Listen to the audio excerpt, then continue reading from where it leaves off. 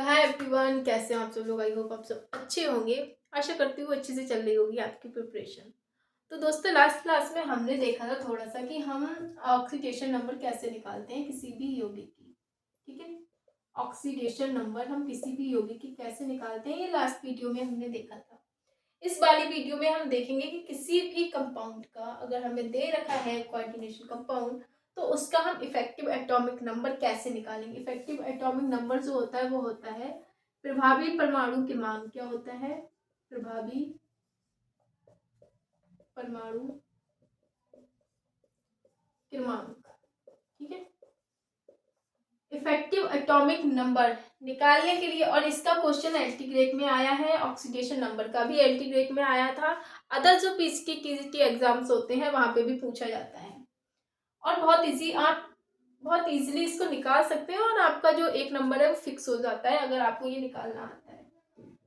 इसको पता होने के लिए, निकालने के लिए हमें कुछ चीजें पता होना चाहिए। एक तो हमें पता होना चाहिए ऑक्सीडेशन नंबर। ऑक्सीडेशन नंबर कैसे निकालना है, ये अगर नहीं आता है तो लास्ट वीडियो में मैंने बताया था, बहुत इजी तरीके से बताया कैसे निकालना है, तो वो वीडियो आप जाके देख लीजिए, चैनल पे आपको मिल जाएगी। ठीक है, तो एक तो आपको ऑक्सीडेशन नंबर निकालना आना चाहिए। दूसरा आपको पता होना चाहिए यहाँ पे जो कोऑर्डिनेशन नंबर। ठीक है, कोऑर्डिनेशन नंबर।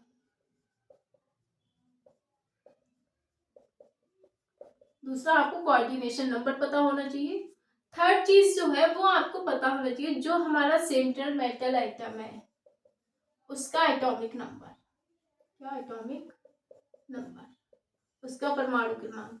अब ये परमाणु क्रमांक आपको कहाँ से पता चलेगा? ये आपको पता चलेगा पीरियोडिक टेबल से।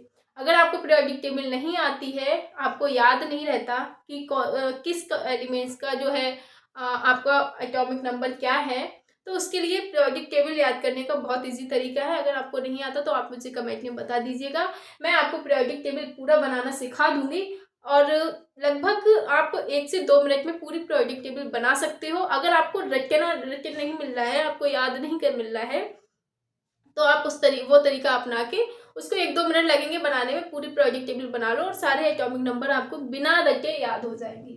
ठीक है, तो आप मुझे कमेंट में बता दीजिए, अगर आपको नहीं आती है तो वो मैं आपको बता दूंगी। तो ये 3 चीजें आपको पता होना चाहिए। कोऑर्डिनेशन नंबर क्या होता है? हमारे सेंट्रल मेटल आइटम से जितने लिगेंड्स हमारे जुड़े होते हैं वो हमारा कोऑर्डिनेशन नंबर हो जाता है। क्या हो जाता है? कोऑर्डिनेशन नंबर हो जाता है। यहाँ पे कितने जुड़े हैं? 4 लिगेंड्स हैं, तो यहाँ पे कोऑर्डिनेशन नंबर कितना हो गया हमारा? 4 हो गया। कितना हो गया? 4 हो गया। अब इसके अगर हम ऑक्सीडेशन की बात करें तो यहाँ पे देखो SO4 पर -2 होता है चार्ज। कितना होता है? -2। तो यहाँ पे -2 है। NH3 का 0 होता है तो इसका +2 हो जाएगा। ठीक है, तो ऑक्सीडेशन नंबर कितना आ गया हमारा? +2 आ गया। और जो हमारा Cu होता है, ठीक है, हमारा जो कॉपर होता है उसका जो हमारा एटॉमिक नंबर होता है वो कितना होता है? कॉपर का कितना होता है एटॉमिक नंबर? तो ये होता है 29। कितना होता है? 29 होता है। अगर आप देखोगे तो आपको पीरियोडिक टेबल में मिल जाएगा। कितना होता है? 29 होता है। कैसे निकालना है हमें इफेक्टिव एटॉमिक नंबर? EAN जिसको हम बोलते हैं, शॉर्ट फॉर्म में EAN बोल दिया जाता है। कितना है हमारा Cu का एटॉमिक नंबर? 29। जो हमारा सेंट्रल मेटल का एटॉमिक नंबर है उसको हम लिख लेंगे। हमारा जो कोऑर्डिनेशन नंबर आता है, अब यहाँ पे देखो Cu से कितने लिगेंड्स जुड़े हैं? 4 जुड़े हैं। एक लिगेंड्स कितने इलेक्ट्रॉन देता है? 2 इलेक्ट्रॉन देता है। कितने देता है? 2 इलेक्ट्रॉन। तो 4 लिगेंड्स जुड़े हैं तो 4 कितने देंगे? 2 गुणा 4, 8 देंगे। और जो कोऑर्डिनेशन नंबर आएगा उसका इलेक्ट्रॉन घटा देंगे। ठीक है, -2 कर देंगे। तो 29 + 8 - 2 कितना हो गया? यहाँ से 6 बचा और 35 हो गया। ठीक है, कितना हो गया? 35। तो हमारा यहाँ पे जो इफेक्टिव एटॉमिक नंबर आ गया है वो कितना आया? 35 आया है। और ये क्वेश्चन आपसे बहुत बार पूछा जाता है एग्जाम में, और एलटी ग्रेड के 2018 वाले क्वेश्चन पेपर में भी है, DSSB में भी पूछा गया है आपसे, टीजीटी में भी पूछा गया है, पीजीटी में भी पूछा गया है। एक नंबर में ये आपसे पूछ लिया जाता है, और बहुत इजी तरीके से आप इसको निकाल सकते हो। इस वाले का आप खुद निकाल के देखो, वीडियो को रोक के, उसके बाद हम देखते हैं इसको। आपको ये 3 चीजें आनी चाहिए। एक तो ऑक्सीडेशन नंबर निकालना आना चाहिए, दूसरा आपको कोऑर्डिनेशन नंबर पता होना चाहिए, तीसरा सेंट्रल मेटल एटम, आपको एटम जो होता है हमारा उसका आपको एटॉमिक नंबर पता होना चाहिए कि कितना है।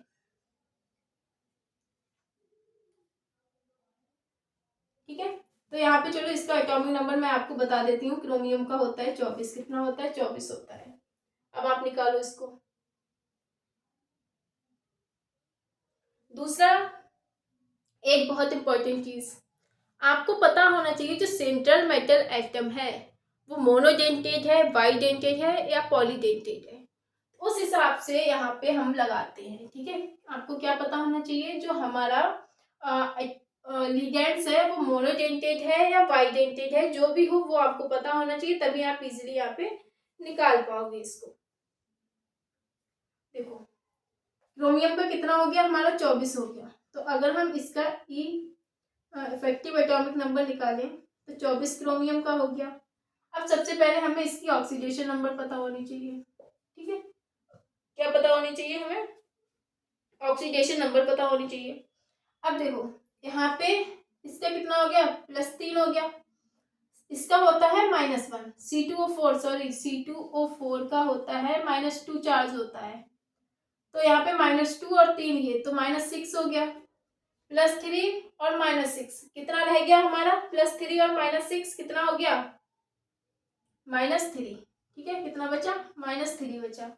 और NO का भी कितना होता है? NO2 का होता है -1, तो -1 ये हो गया, माइनस का 4 हो गया। ठीक है, कितना हो गया? जब इसको उधर ले जाएंगे तो यहाँ पे इसका +4 आ गया। ऑक्सीडेशन नंबर कितनी आ गई इसकी?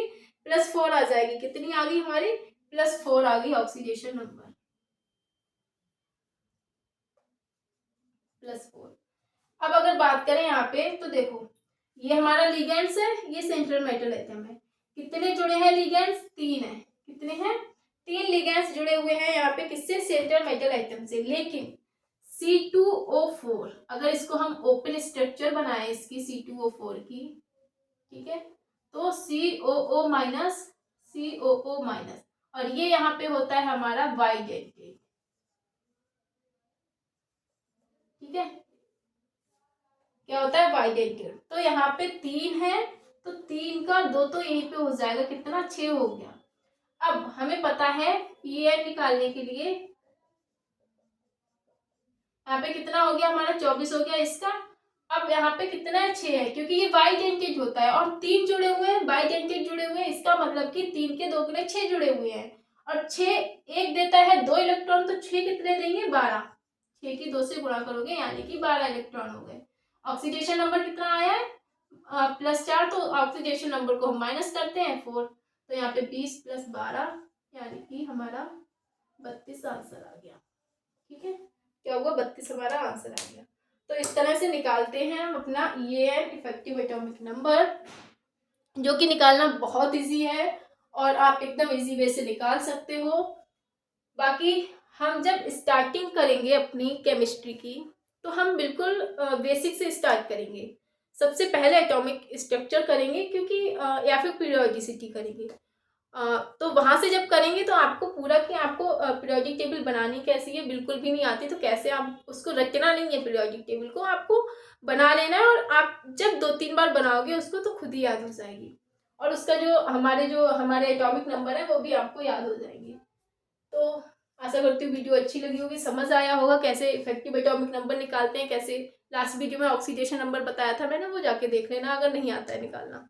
तो ऑल द बेस्ट, मिलते हैं नेक्स्ट वीडियो में। अगर वीडियो पसंद आई हो तो कमेंट में बताना, उतनी ही जल्दी हम लोग अपना स्टार्ट करेंगे यहाँ पे केमिस्ट्री डिस्कस करना। तो अगेन ऑल द बेस्ट, अच्छे से पढ़ाई करते रहिए। कोई प्रॉब्लम हो या डाउट हो तो कमेंट में बता सकते हो।